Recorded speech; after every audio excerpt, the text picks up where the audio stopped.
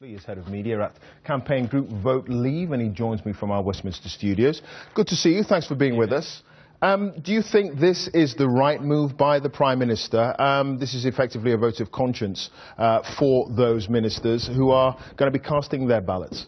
Absolutely. I think this is the right decision because there are ministers and secretaries of state out there who look at the EU issue and in particular will be looking at David Cameron's renegotiation and believe that it hasn't come up to scratch, that fundamentally our relationship with the EU isn't changing as part of this renegotiation. Powers are not being brought back from Brussels, and that if you want to take control of the key decisions that should be made in Westminster and that you want to take the safe option, well, the only way to do that is to vote to leave.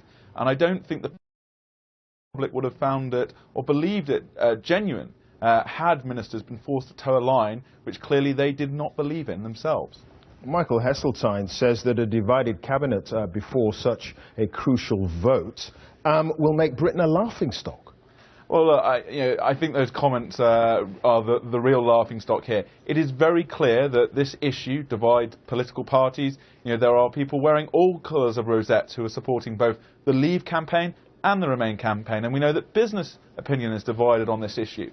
This issue is going to stretch across party lines, but it is pretty clear that ministers, particularly those who've got experience of dealing with Brussels, the pernicious effect of Brussels and the interfering and the fact that too often our decisions that should be made by the politicians we elect are actually made by unaccountable and unelected EU judges.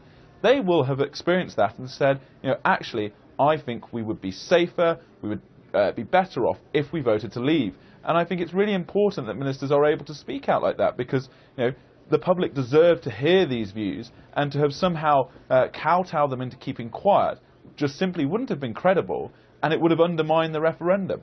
It sounds as if you'd have been willing for the Prime Minister to say to his cabinet, look, it's free rein from now. Forget my negotiations. You can say what you like from now on.